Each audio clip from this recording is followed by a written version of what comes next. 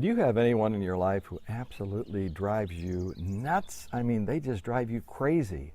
Perhaps you're constantly struggling in the relationship. It could be a spouse, it could be a child, it could be a parent, it could be a coworker, it could be a friend, but they just drive you nuts and you're constantly in conflict and you can't resolve that.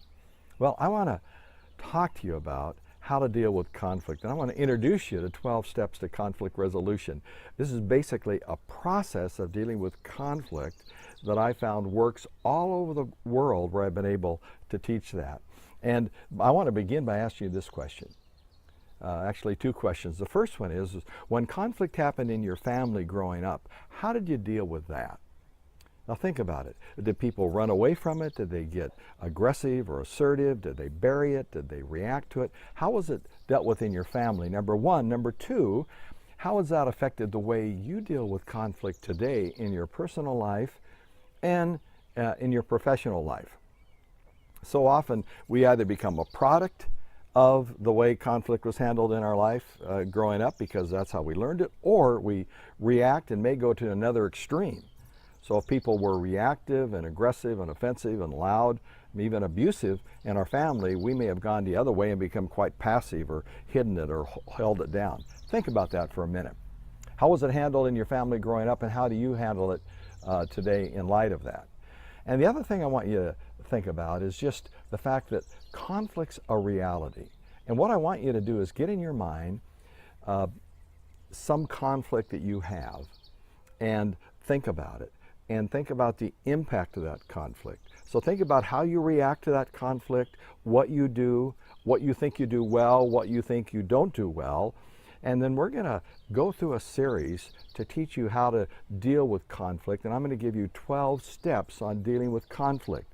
Each will be based on a new separate video every time we do it. So begin to think about this, realizing that conflict is a way of life. We're constantly struggling with people, and remembering this as well, that whenever you have unresolved conflict, it leads to isolation.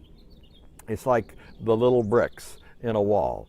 Each unresolved conflict is a brick, and they build upon one another, and till ultimately there's this huge wall between us, and it might be a spouse or a friend or a child, a parent, a coworker, and the net effect is that we end up isolated from those people. And there's only one way, by the way, to tear that wall down. It's one brick at a time. So I want to give you 12 bricks, 12 steps you can use to resolve conflicts in the days to come. Now, for those of you who are faith-based people, I want you to know that it's built on key scriptures. I pull this from Matthew 5:23 through 24. I pull it from Galatians 6:1 through 2.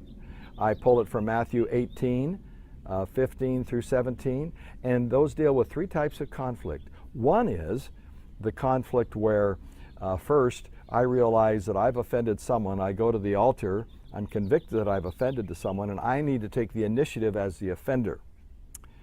The one in Galatians 6:1 is where I see others who are having problems. I'm not the instigator of it, but it says if you see any brother in sin or struggling or caught in sin, it says you who are spiritual should restore them in a spirit of weakness. So we should be conflict resolvers among other people.